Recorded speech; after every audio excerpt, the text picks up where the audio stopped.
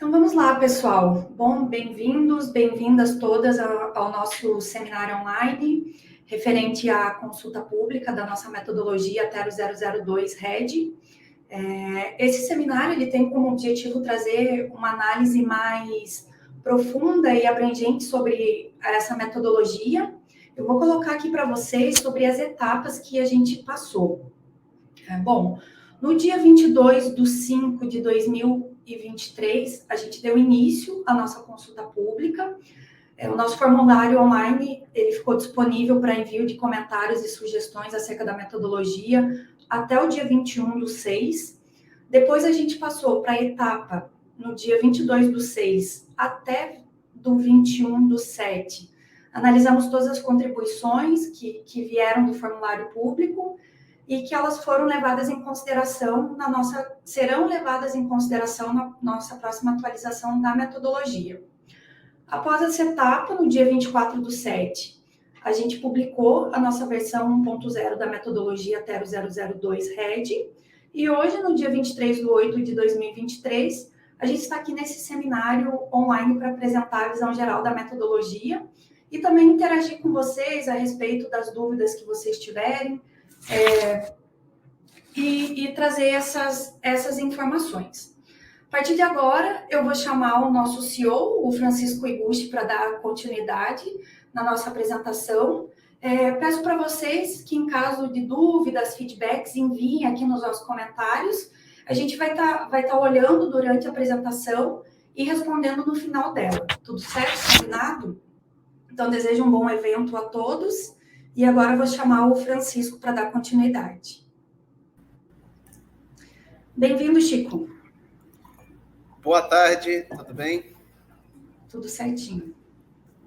Bom, vou passar o bastão para você. Beleza. Dá para ver que eu já estou apresentando aqui? Dá. Você sim, a apresentação não. Tá, eu preciso clicar em apresentar, né? Isso, adicionar a apresentação. Tá. A transmissão. Tá.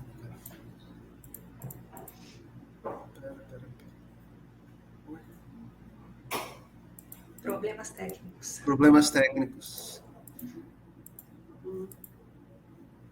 Estranho. Deu certo? Deixa eu ver, eu coloco aqui para você. Eu agora acho melhor. Então foi. Já viram que... Olá, pessoal, para todos. Então, vocês já perceberam que eu não sou da área da TI, da Tero.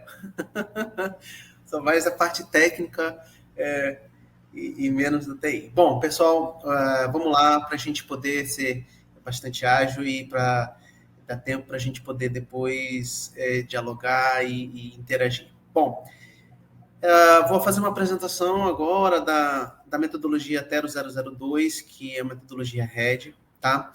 Antes, preciso lembrar a todos que somos da Tero Carbon, né, que é a certificadora de crédito de carbono e estoque de carbono brasileira, né? Somos do Brasil, somos da Amazônia, e viemos para o mercado com o objetivo de simplificar, agilizar e trazer segurança para esse mercado, tá? Somos uma empresa genuinamente amazônica, trabalhamos desenvolvendo metodologias focadas para a nossa realidade, né, atendendo às nossas especificidades, com foco em garantir o ativo, né, e temos, sem deixar de lado, né, todo o lastro e a base técnico-científica de diversos grupos de pesquisa dos quais fazemos parte, que trabalha aqui na região há mais de 40 anos, né? A gente se coloca como uma opção robusta para o mercado, tá? Agora vamos falar sobre a Tero 002, tá? Então, ela é uma metodologia de RED, tá? Ela está na sua primeira versão, novíssima em folha, saindo agora, tá? Ela foi recentemente aprovada em consulta pública, como a Camila muito bem apresentou. Ela é uma metodologia do tipo a FOLU, ou seja, ela trabalha com agricultura, floresta e outros usos da terra. Ela é focada para o bioma amazônico, tá? E ela tem como objeto o ativo crédito de carbono por meio da atividade de desmatamento planejado evitado, tá bom? Então, qual que é o objetivo da Tero 002? É a geração do ativo ambiental em projetos que promovam a redução de emissões provenientes do desmatamento e degradação florestal planejados e evitados no bioma da Amazônia, tá? Então, como é que funciona? Basicamente é o seguinte, o ativo é o crédito de carbono por aquilo que o proponente evita ou deixa de fazer. Então, aqui a gente tem um exemplo prático em que, por exemplo, no ano zero havia existe um imóvel qualquer e no ano seguinte a floresta foi desmatada. Esse é um exemplo clássico de que o proponente não cumpriu o seu devido compromisso. Nesse caso, obviamente, ele não tem como gerar crédito.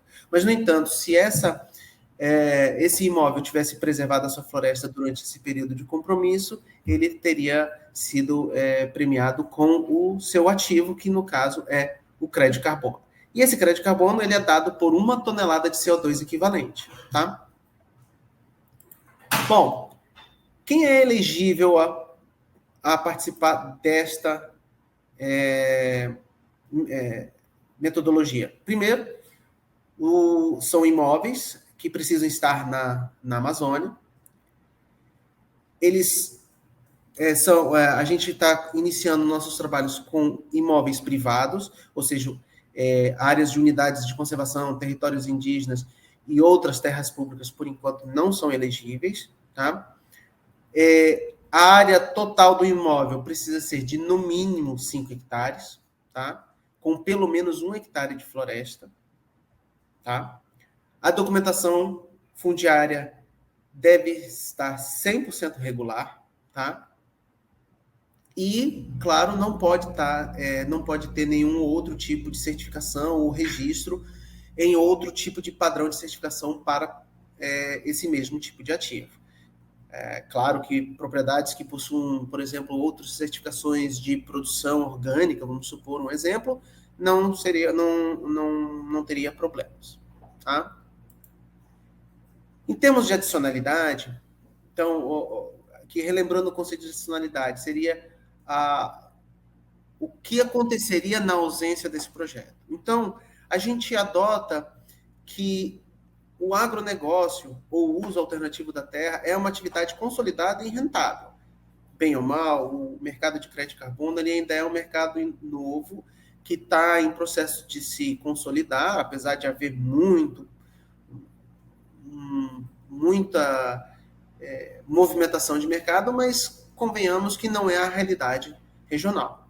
Então, a gente parte da premissa de que todo imóvel rural privado tem a prerrogativa de fazer uso alternativo da terra, evidentemente respeitando a legislação vigente. Ou seja, um imóvel no bioma amazônico, ele tem, por lei, o direito de fazer uso de 20% desse imóvel para qualquer atividade, desde que esteja dentro do permissível da legislação vigente. Ou seja, um cultivo de pasto para criação de gado, um cultivo de culturas agrícolas diversas e afins, tá?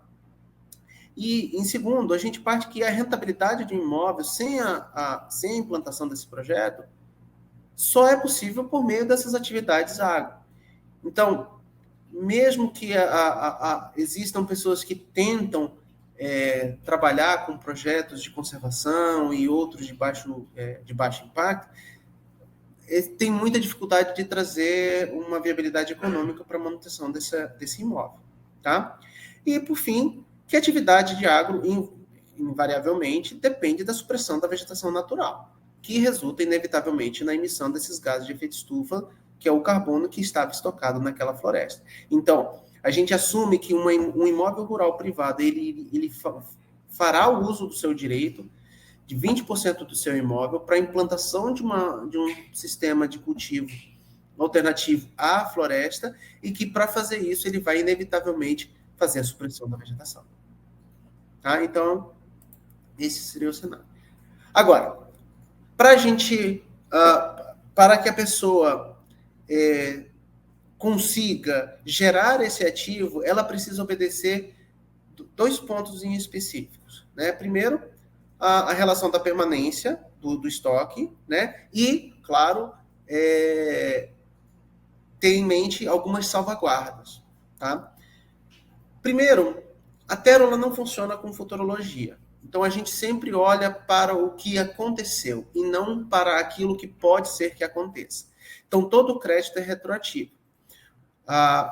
O projeto ele é submetido para a Tero, a gente avalia, analisa, certifica e depois verifica se o compromisso de zero desmatamento foi devidamente cumprido.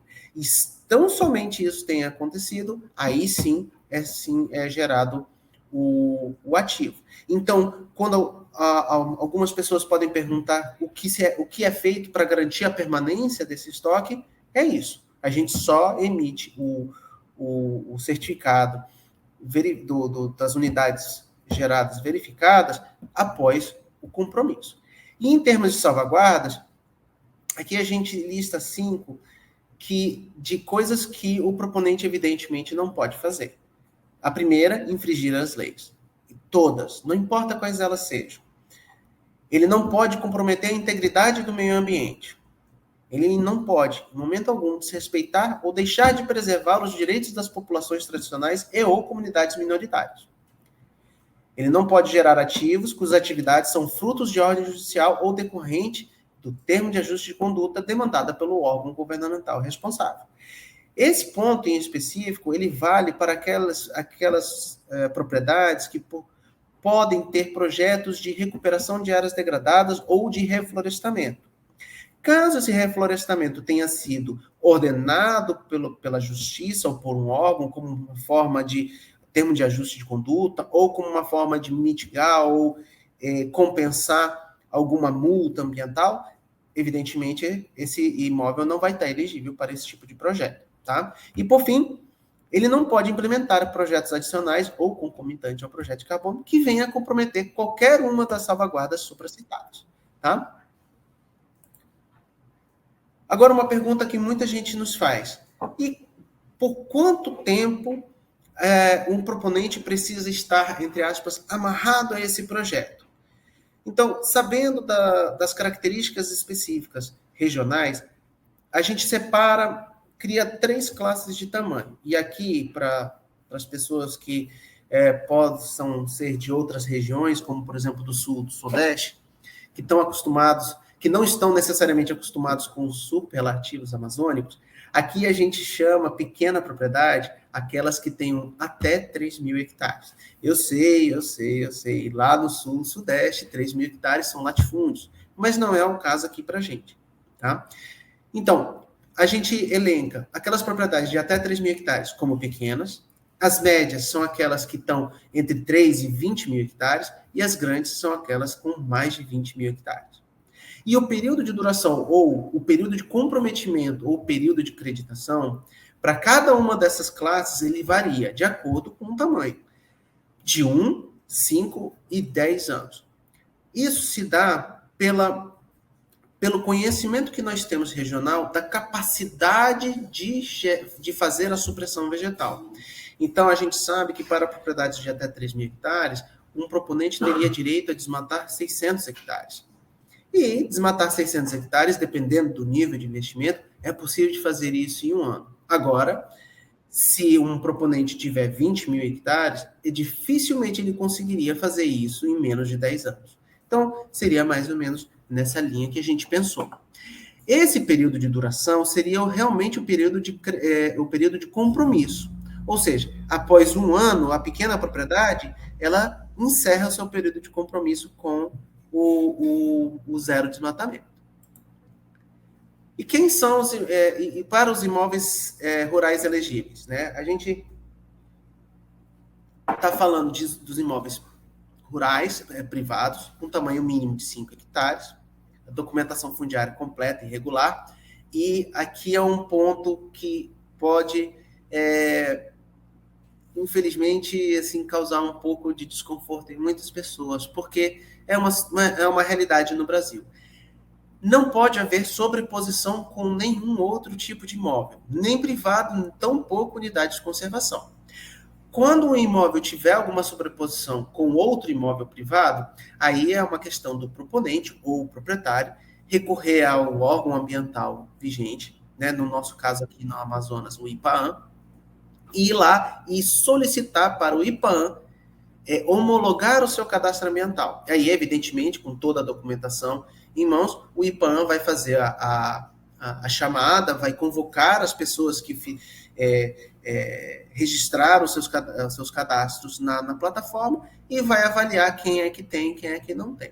Isso é causado principalmente porque o cadastro ambiental rural é autodeclaratório, então qualquer pessoa pode fazer e registrar um imóvel. Às vezes faz isso como um exercício, às vezes é o próprio proprietário que esquece do login e senha e cria outro, às vezes contrata uma pessoa, essa pessoa faz, ele esquece ou perde, aí ele contrata uma terceira e por aí vai. As razões são inúmeras. Agora, quando há sobreposição com unidade de conservação, esse já é um ponto de atenção um pouco mais complicado, porque daí vai ter que envolver o órgão ambiental responsável pela gestão dessa unidade de conservação e vai haver problemas legais, porque depois de uma unidade de conservação por meio de decreto, isso é feito dentro da Câmara de Deputados. Então, isso vai tomar um pouco mais de tempo, se for possível. Tá? Para o imóvel rural ser elegível, ele também precisa do consentimento livre, prévio e informado.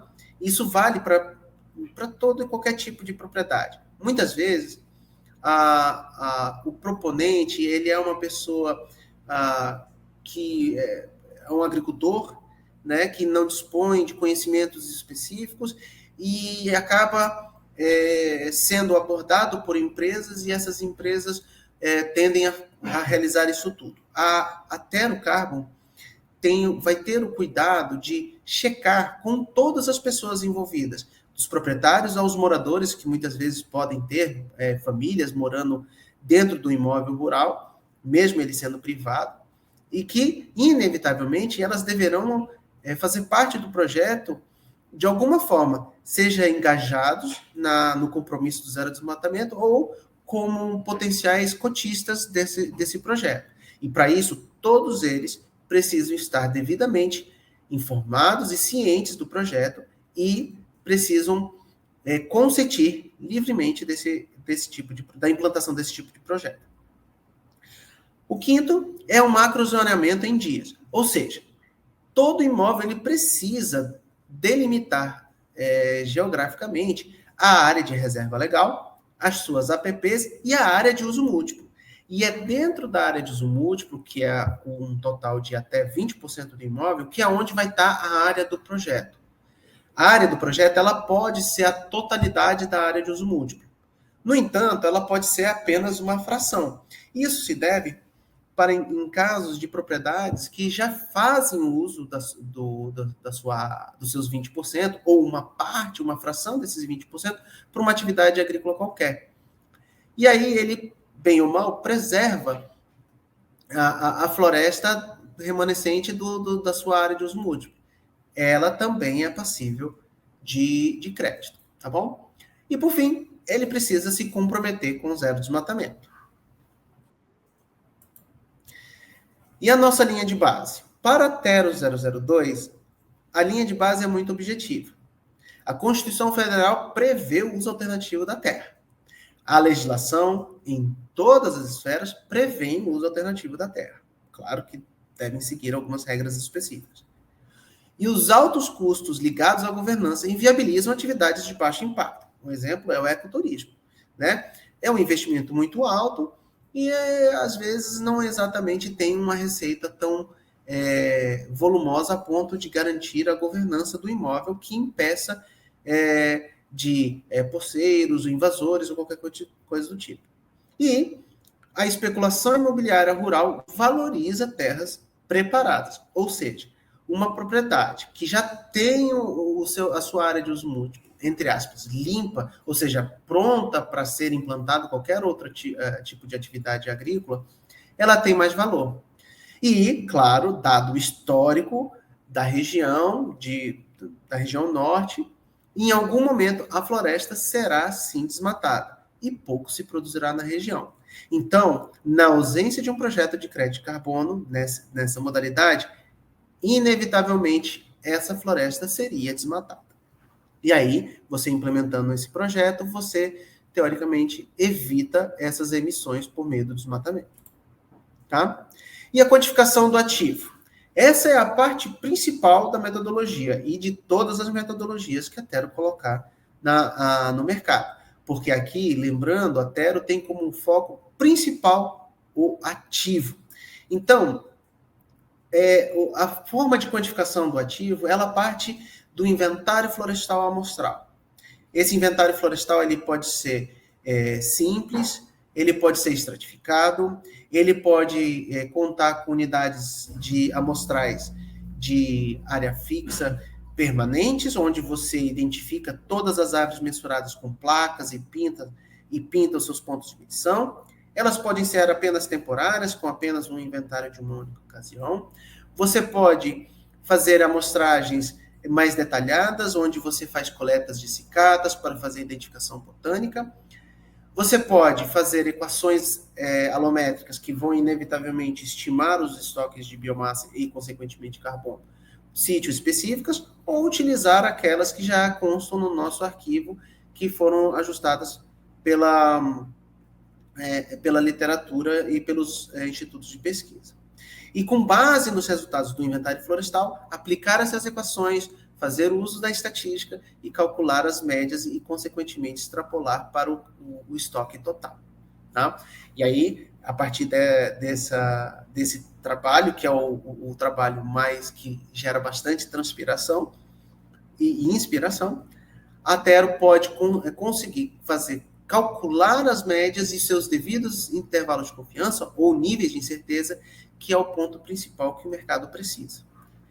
O nível de incerteza da quantificação desse ativo vai depender única e exclusivamente da qualidade desse inventário florestal. Então, a todos os desenvolvedores por aí, caprichem. Tá? A metodologia 002, ela tem um ponto em específico, que é o foco no co-benefício da preservação e manutenção da biodiversidade apenas. A gente sabe que a manutenção da floresta, inevitavelmente, vai conservar flora, fauna e todos os outros organismos que ali residem, e todas as suas multidisciplinariedades. A gente sabe que essas florestas são florestas milenares, que guardam segredos da evolução genética de diversas espécies.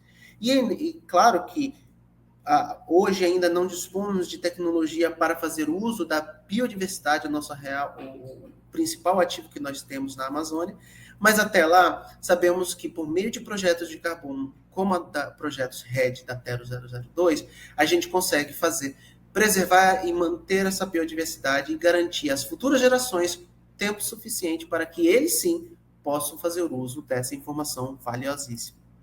Tá? E o processo, como é que funciona? Primeiro, você registra, submete para a Tero quem são as pessoas, aonde é o imóvel, os documentos de cada um e os dados do inventário florestal e os relatórios.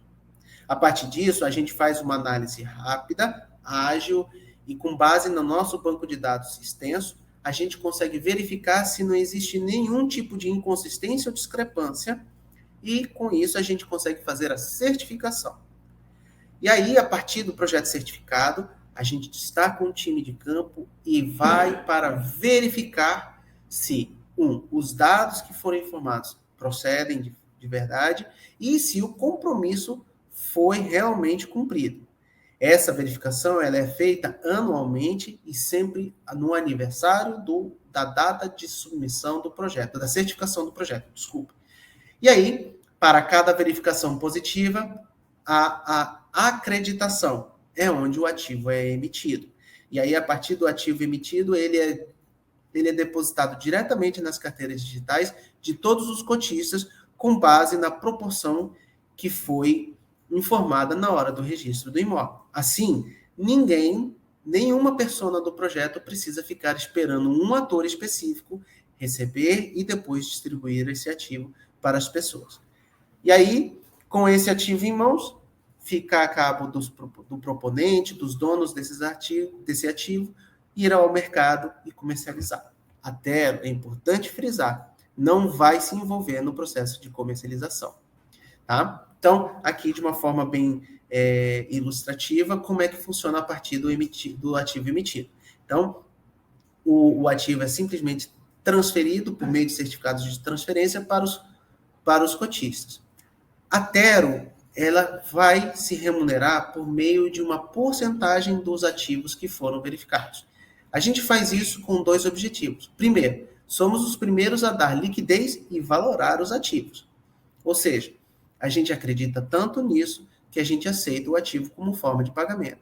E segundo, a gente quer dar a segurança ao mercado que vai comprar esse ativo, que ele é seguro, ele é real, ele é verdadeiro, a ponto da gente fazer o uso dele também. Tá? E a gestão do ativo por meio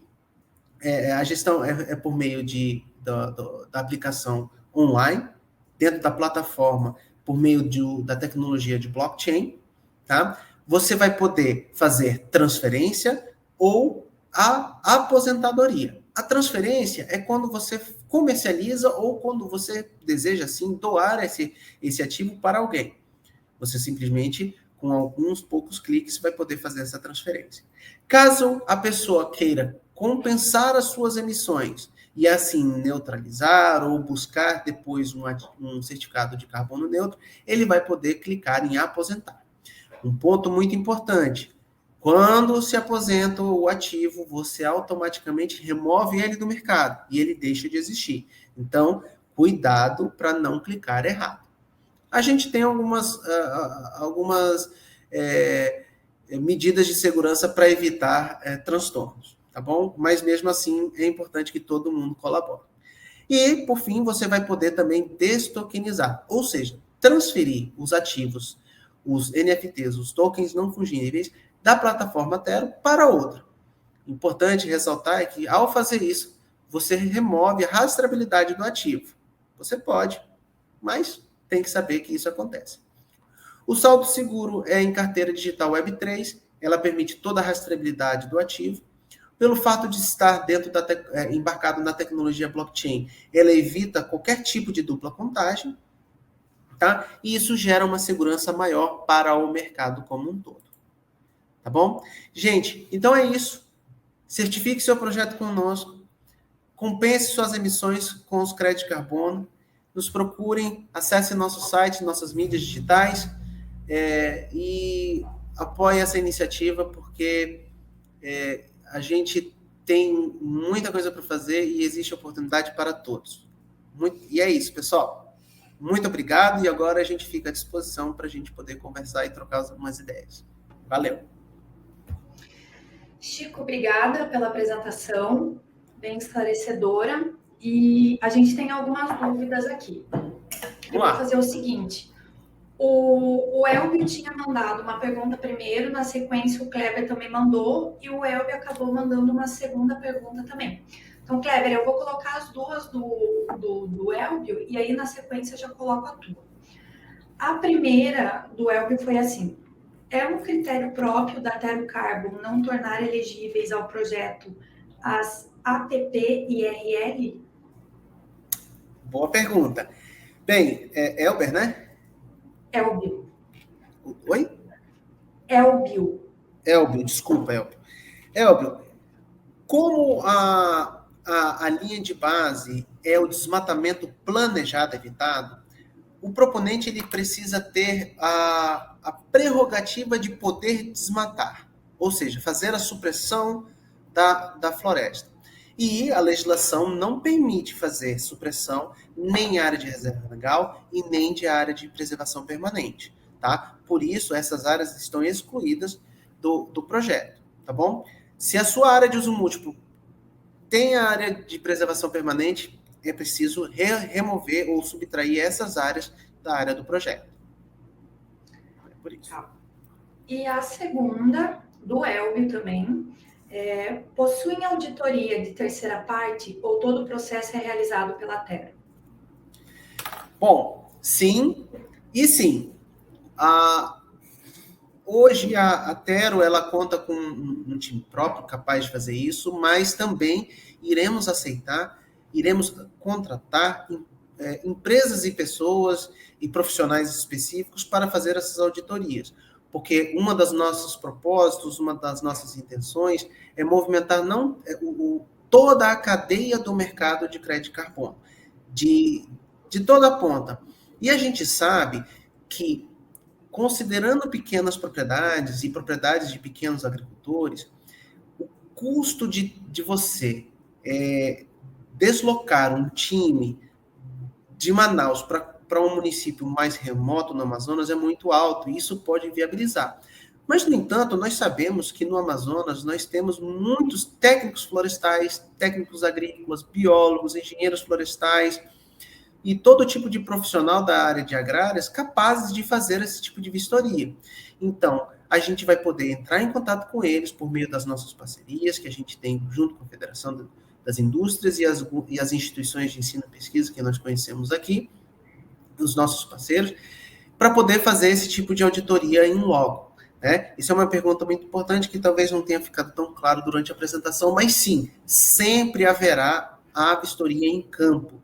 É essa que vai dar fundamentalmente a segurança do ativo, tá bom? Mas ela vai ser uma responsabilidade da TER. Não vai ser necessário que o próprio proponente contrate essa equipe, tá?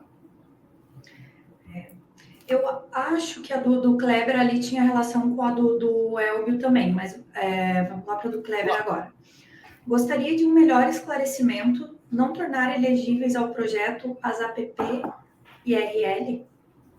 A RL. Não, então é bem parecido com a primeira pergunta do Elbio. Sim, Kleber, é a mesma explicação. Infelizmente, você, em tese, não pode fazer isso. Não pode fazer supressão em área de reserva legal e nem de área de preservação permanente. Tá? Então, por isso que para desmatamento planejado evitado, ele não é elegível. Tá bom? E agora, a gente tem duas do Gabriel Seixo. A primeira, quando o crédito é aposentado pela própria Tero, é gerado que tipo de certificado? E a segunda esse certificado é enviado automaticamente para a carteira digital que está aposentando? Sim e sim. Sim, Gabriel, obrigado pela pergunta. Quando você clica em aposentar, e aí é importante deixar claro que tanto o dono do crédito, vamos supor, uma propriedade que possui um cultivo qualquer e ele queira compensar as suas próprias emissões para ele poder diferenciar o seu produto no mercado como carbono neutro, ele vai poder clicar lá e clicar em aposentar, e aí a Tero vai emitir um certificado de aposentadoria direto na carteira digital dele, tá bom? E é isso. E aí fica lá para você apresentar isso. A ideia é que, com base no inventário de emissões, você teria, tipo, 2 documentos. Um inventário de emissões e o certificado de aposentadoria equivalente. Ou seja, se o seu inventário de emissões deu 100 toneladas e você aposentou 100 toneladas, você iria ao órgão que vai emitir o selo de carbono neutro e mostra que você aposentou, você compensou suas emissões, e aí sim você seria contemplado com esse certificado de carbono neutro, tá? Ótimo. Por hora, a gente não tem mais dúvidas aqui no chat do LinkedIn mesmo. Mas, pessoal, ainda enquanto a gente vai finalizando, se vocês tiverem mais alguma dúvida, podem mandar aqui para nós. De qualquer forma, nós, como equipe da Tero Carbon, a gente quer agradecer muito a presença de todo mundo que está aqui junto com a gente, e ainda quem também vai assistir. Bom, se surgir alguma dúvida também nos próximos dias, enfim, para quem futuramente for assistir, a gente está aqui à disposição. Podem deixar suas dúvidas tanto aqui no LinkedIn, quanto nas nossas redes sociais em geral. Eu gosto bastante do LinkedIn, porque ele tem a oportunidade ali de dizer exatamente quem está envolvido dentro da empresa. Então, quem quiser ali para nós também mandar mensagem, a gente está super disponível para responder. Mas surgiu mais uma, Chico. Opa! O Valdier mandou para nós aqui, Natero 02, que foca na diversidade. Qual vai ser a importância de inventário de fauna? Isso vai principalmente na questão da liquidez e valoração do ativo. Quanto mais específico, quanto mais criterioso for o trabalho, isso vale tanto para o inventário florestal quanto para o inventário de fauna, tá? No entanto, a gente sabe que o inventário de fauna, ele tem algumas especificidades, que é a questão da verificação, tá? Então, um exemplo é quando você faz o inventário de fauna por meio de avistamento ativo. Então, você caminha na floresta e avista o animal, você registra ele, às vezes o animal passa correndo, literalmente, pela pessoa, ela viu, ela registrou ele, mas ela não consegue criar um registro físico. E aí, para verificar isso, é um pouco mais complicado, porque é possível de um auditor, por exemplo, ir até a propriedade e não conseguir observar ou ver o bicho, o mesmo bicho que a pessoa viu. Isso não necessariamente quer dizer que ele não há, tá? Mas sabendo disso, a gente deixa que o proprietário, o proponente, possa fazer uso de dados secundários, tá? Porque são dados que foram verificados por seus respectivos pares, que geralmente são os biólogos que mais fazem isso, tá? É principalmente por isso. E como a gente sabe que florestas abrigam diversas formas de vida, a gente sabe que inevitavelmente isso vai ser o co-benefício, tá? Então, mas o inventário de fauna é sempre bem-vindo. E é claro que se for feito por meio de, por exemplo, câmeras trap, né, que são aquelas câmeras fotográficas automáticas que são instaladas, aí você vai poder ter imagens específicas do animal avistado e isso vai facilitar muito. E isso vai, inclusive, facilitar na comercialização dos créditos. Aí, importante é lembrar que, como a gente tem como propósito popularizar a atividade, a ideia é a gente fazer isso, permitir os proponentes a forma simples e mais ágil possível, e não complicar tanto e nem onerar tanto, porque senão, inevitavelmente, você vai acabar limitando as oportunidades, tá bom? Mas obrigado pela pergunta. Então, ótimo. A gente reforça mais uma vez que a gente segue à disposição para as dúvidas. Chico, muito obrigado pela apresentação, obrigado pela presença de todos e a gente mantém contato, pessoal. Beleza, eu queria só deixar aqui um aviso para todos que a Tero Carbon, ela é do Brasil, ela é da Amazônia, então nós somos primeiro do Brasil e depois da Amazônia. Queremos construir as melhores metodologias com a contribuição de todos. Então, fiquem à vontade de mandar os seus comentários, suas críticas, que isso não, as nossas metodologias, elas não estão escritas em pedras. Então, a gente pode